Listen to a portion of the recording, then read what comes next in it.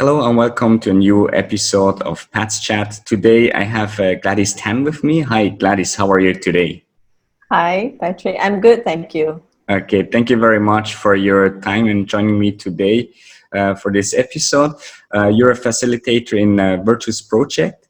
So we will dig into this topic a little bit today, which is quite interesting, something more or less new for me, like that there's a framework around that.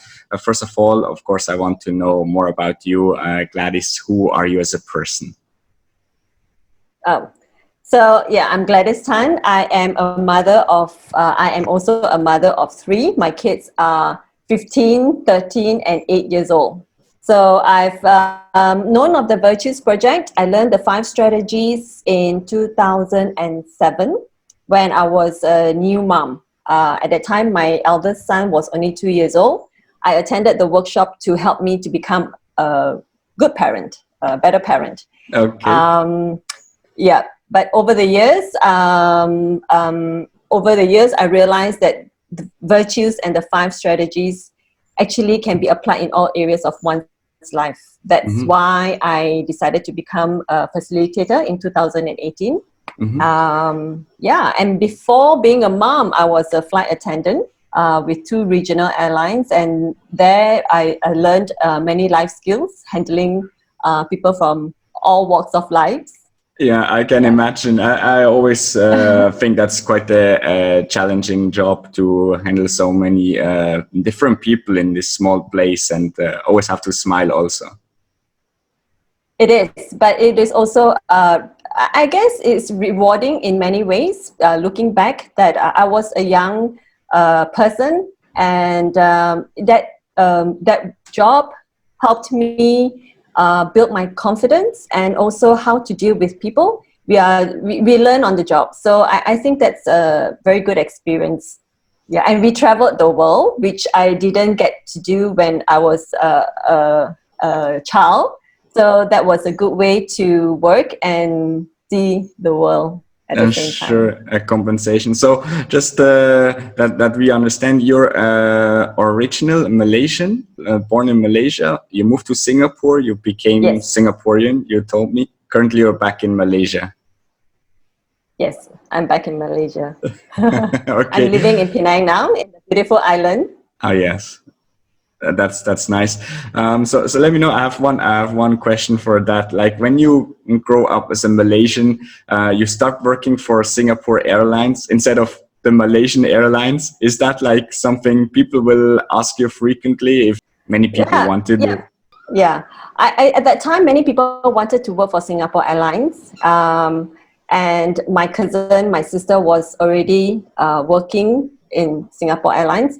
So I also followed their footsteps. Of course, the Singapore currency was a lot stronger, so a lot of people want to be in the airline. But I also did work for Malaysia Airlines after Singapore Airlines.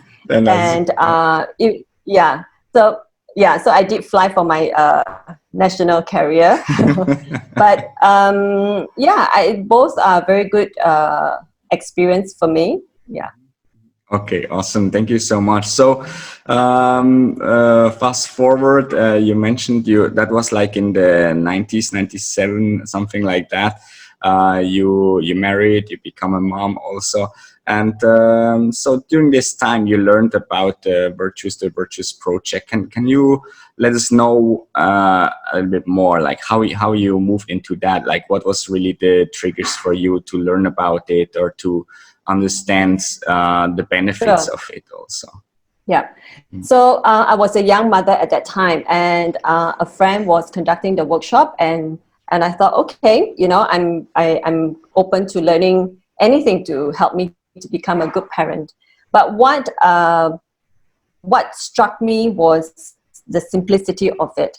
Virtues like caring, kindness, respect, courtesy, humility, idealism, responsibility, unity, service. These are our inner qualities. They are the content of our character.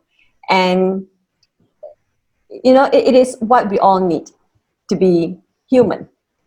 And the 5 strategies in the Virtues Project are speak the language of virtues. So we try to use virtue words in our everyday conversation. When we do that, we automatically become more positive. We look for the good in ourselves and in others.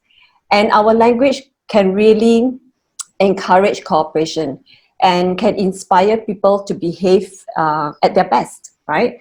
And so the other strategy is recognize teachable moments.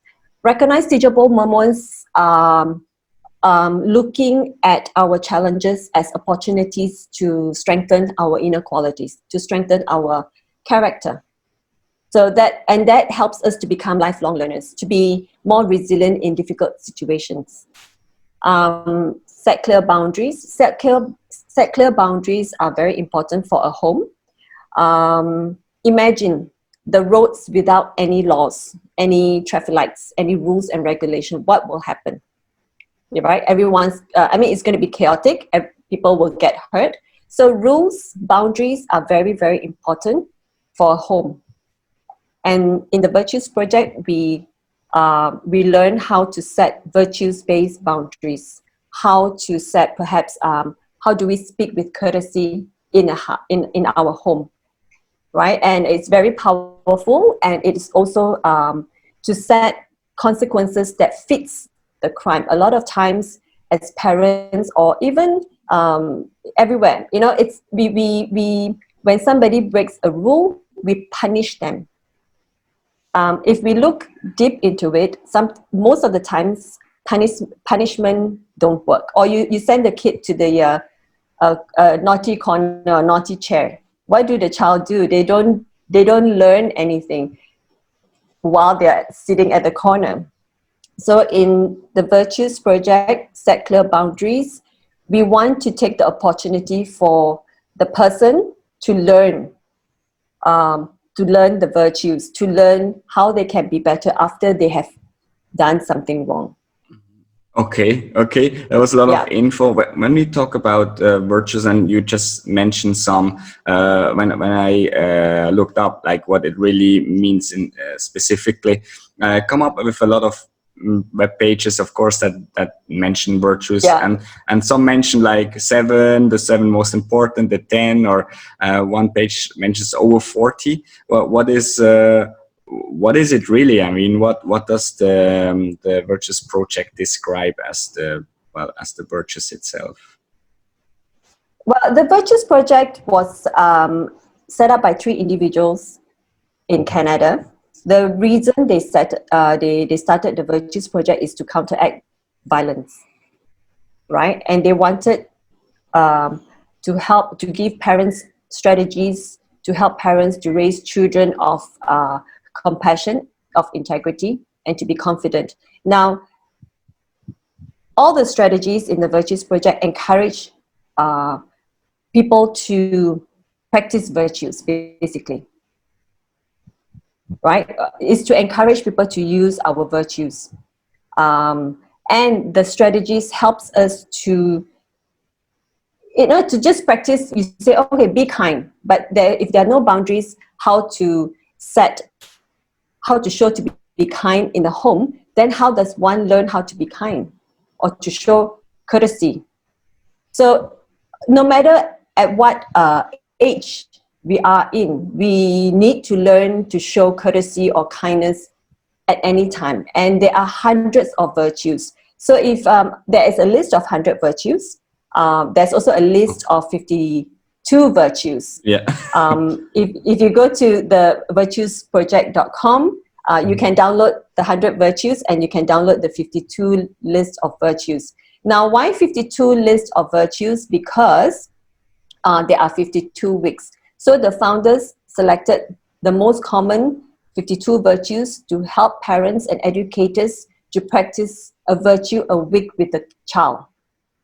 So that's why there's 52 virtues on that list. The 100 virtues is a more extensive one, but really there are hundreds of virtues. Okay, there are more than 100. Yeah. So the founders, what they did was they studied the world sacred texts, and they found something similar in all the world sacred texts, and they are the virtues.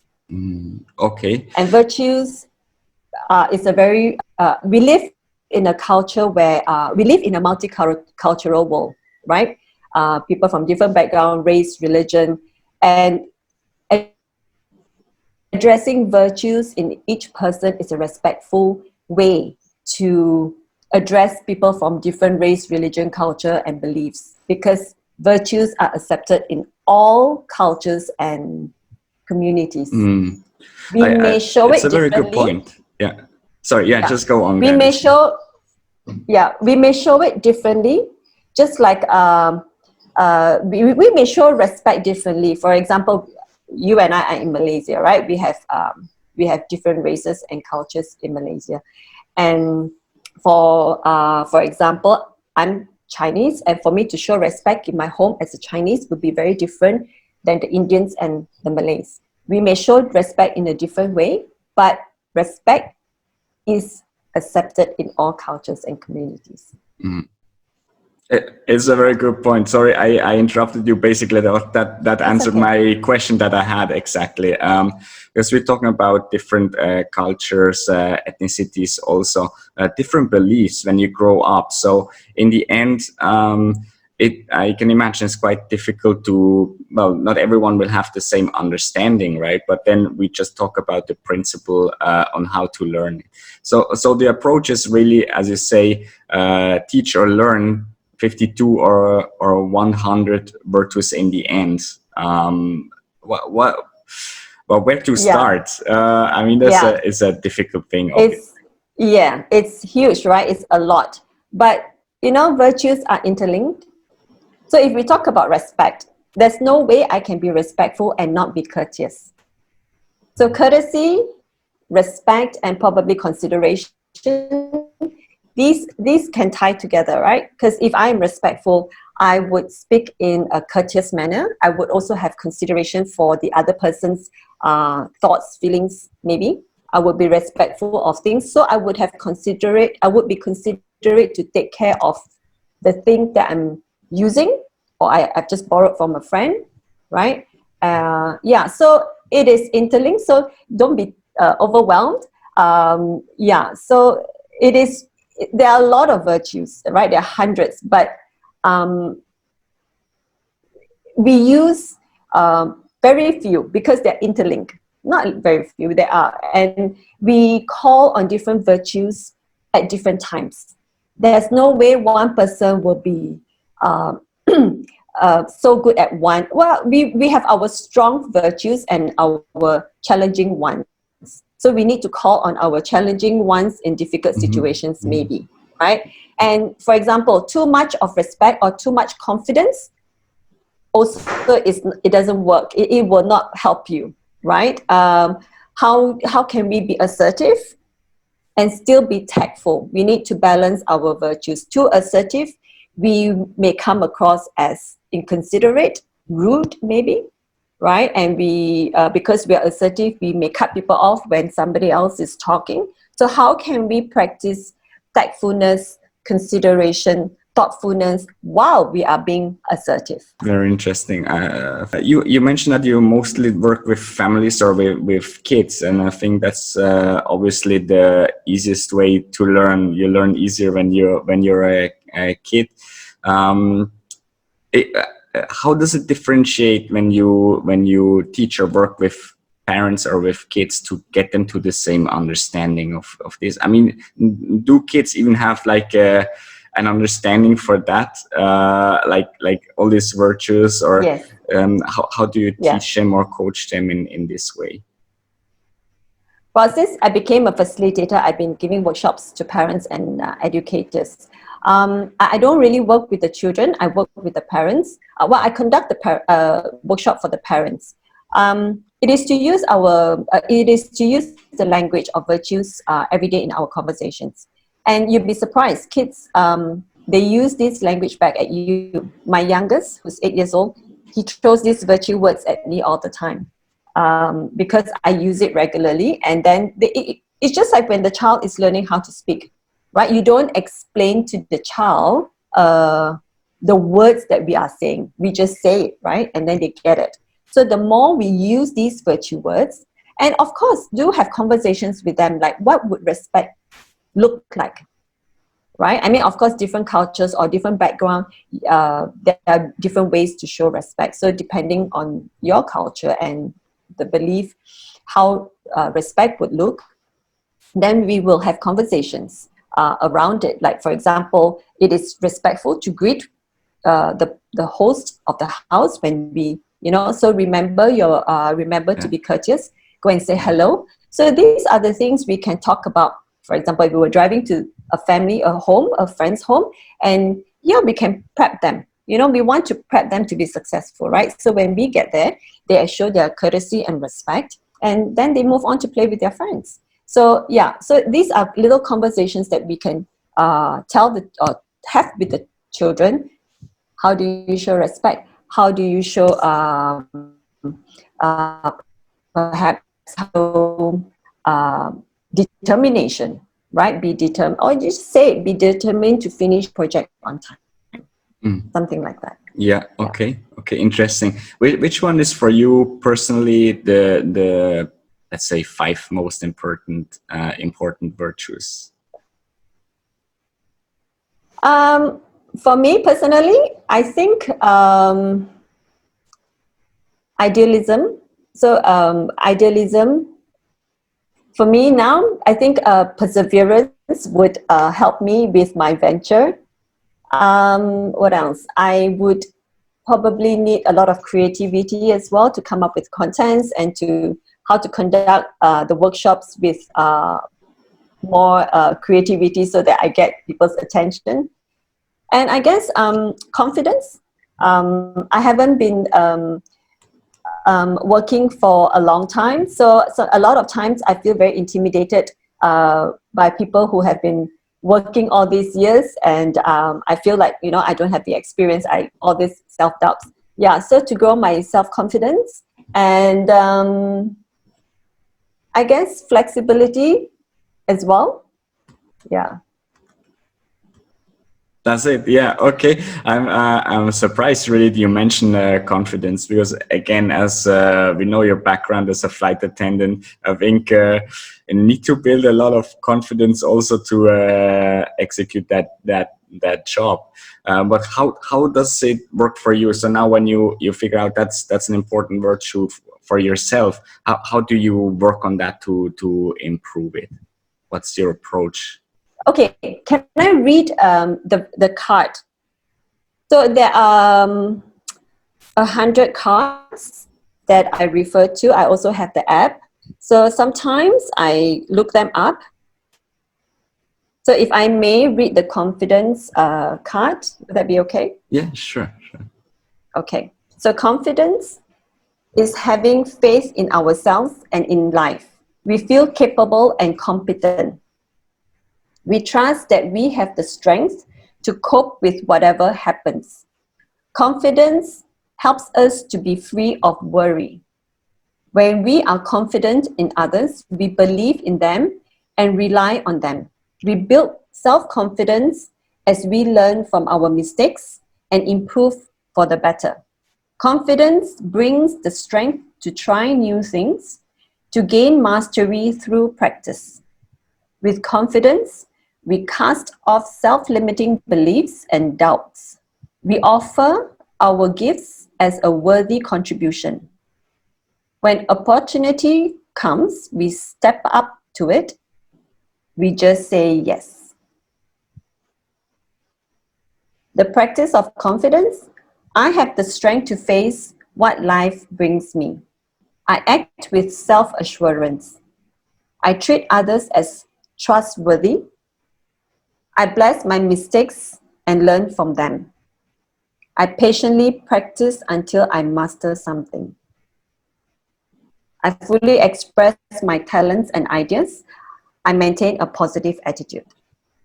So for me, I feel, yes, I need the confidence. And the only way for me to build the confidence is actually to do it. So the more I do, the more I become more confident at it. And actually, when I conduct these workshops, I think the person that learned the most is probably me. So, Okay, you know, I I keep understand. tweaking it to make it better. Yeah. So Sure. Okay, interesting. So you were saying like for that comes from the virtual projects also, the cards. Are they available yes, like publicly? Can everyone download the yes, app and use it? Or yes. Well, you use yeah. You can get the apps from App Store or Android. I'm not sure what Android. Yeah, yeah, you Play can get Store. the Yeah. app. Yeah. Okay. So yes, for sure.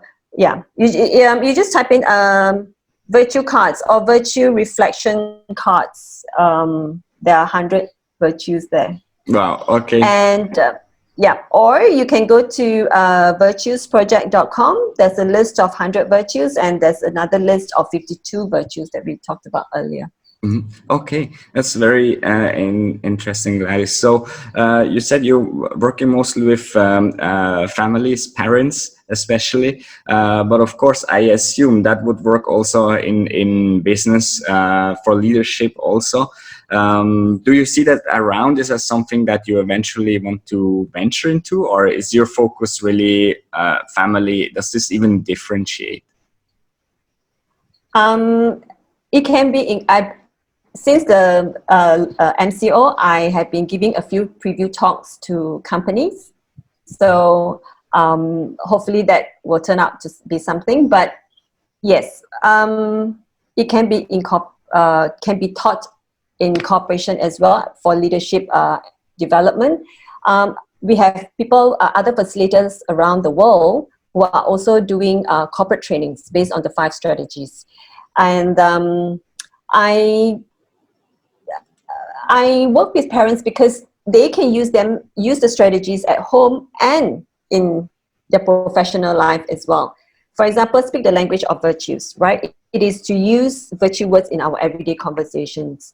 How to use virtues language to guide, to correct, thank, and acknowledge.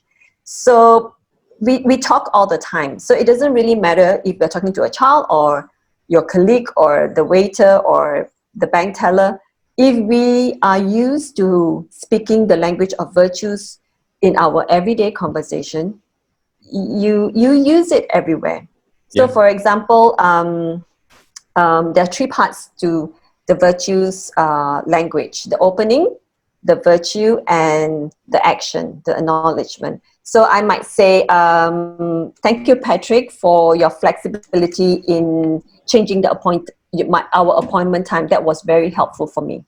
Instead of just saying, oh, thank you, right? I was in a restaurant. This is many months ago. I walked into the restaurant. I wasn't feeling well, but maybe it was my body language was telling the person that that maybe I wasn't feeling well. The air conditioning was on, and where I chose to sit, there was a fan. And he immediately went to turn off the fan. And I thought, oh, when he came out, and I told him, I said, that's very thoughtful of you to turn off the fan because, yes, I'm feeling a little bit cold, and it's just the encouragement and to show that, the appreciation that we see that this person is being thoughtful and he actually turned off the fan. I think it's very good. I think it's a very encouraging way to acknowledge someone, and I Mm. think the person would feel, they get this smile on their face and the eyes sparkle. It's nice to see that kind of reaction. Okay. Yeah. Okay, interesting. Yeah, I will see if I can incorporate that, the language of virtue you just said. And you just made an example for gratefulness, right? So not just say thank you, but like for what you're really thankful that the Yeah. person did. Yes, it really tells whether it's a child or your colleague or somebody else. It really tells the person how they have done well. It's not just a simple thank you, although that's very important. Not telling a person after they have done well, great job, well done. That's all very positive, but it's way too general, right? By just saying well done, good job, we don't tell the person how they have done well. And how did they do well? Maybe they showed courage to do a new presentation they've never done before, or there's so many ways, there's so many different scenarios. So naming the virtue and the action would tell the person how they have done well. and they can use that virtue again in other different situations. Now you are pointing to them that, oh, you are courageous, you are considerate, you are flexible, something like that. Yeah, interesting. Yeah, thank you very much. Do you believe that, like, in the current time we're going through with this COVID and the lockdown, staying at home, these virtues have become even more important? Definitely. Definitely. I mean, I think a lot of people we are going through, the whole world is going through the same health crisis, right? But everyone's experience with this health crisis is very different. So, of course, a lot of virtues are needed, but if we were to use the language of virtues to acknowledge and to thank, I think it would be very meaningful in this kind of situation where a lot of people are probably down and, you know, not feeling too good. Yeah, so I think more apparent we need this kind of language. Okay, good. And so when people want to start learning more, we give the links that you just mentioned before, the apps. And obviously everyone is, is individual. Is there something like a self-assessment that you can go through, so you see where is your weaknesses, which virtues you should focus on first? Or is there any other recommendation that you have, like where to start? Yeah. No, there is no assessment. It depends. Everyone's situation is different. So, for example, okay, you can go to the website virtuesproject.com to get the list, and you can look through the list and see what at this moment is your strength virtue and how is it working out for you now. Or if you need other virtues to help you balance these strength virtues that you have. Or look at what situation you're in now and look at the list and what virtues can help you with this situation that you're in. Okay, right? So it's more situation based, right? Yeah, because it is situational based. We also, the app, if you download the app is quite amazing, where if you shake it, you will, and then you stop, you can keep in mind, say, okay, what virtues do I need today? Or what virtues, I have this issue, what virtue can help me with this issue? You can shake the app, and then whatever virtue that, wait, let me see if it works. Yeah, let's see what just come up for you today. Okay, so this is the main, right? Let me see. So yeah, you shake it. Patience, right? Okay. So we read through what patience is, and then you see how having patience can help you with that situation. Okay. Yeah. So I guess that's probably, yeah. And a good way to start also is I have my virtue list at where I work. I have it on my phone, so at any time I'm writing an email or I want to acknowledge someone and I'm lost for words, I can look at the virtue words and see what this person has, what I see in this person and acknowledge the person. So that's a good way also to have the list, so that because there are 100 words, right? And we tend to use the same ones. So to be more creative and to acknowledge more virtues in others, we try to use different virtues. So a list at your desk or on the fridge would be also helpful to remind ourselves of the words. Wonderful. Okay, it was not that I was impatient to talk, but sometimes you have like no, small. That's for me. That's for you. Yeah. No. The payment is more for me. Yes. No. Sometimes you have like this latency, and then it's just overlapping. Yeah. But I really like that. I like that. I hope I can share also in video in the links the link to the app. I will for sure look into that. So thank you very much, Gladys, for this very inspiring and also insightful discussion. As I said before, I had no clue about it, what it was. I think I have a very good idea now. So thank you so much for your time and sharing your wisdom about this. You're most welcome. And thank you for having me. It's an honor to be interviewed. Sure. Thank Thanks. you. Thanks so much, Gladys, and thanks to the audience for turning in, watching this episode. I hope it was as fruitful for you as it was for me. Thanks so much. Stay safe and healthy, and then I see you next week for a new episode of Pat's Chat.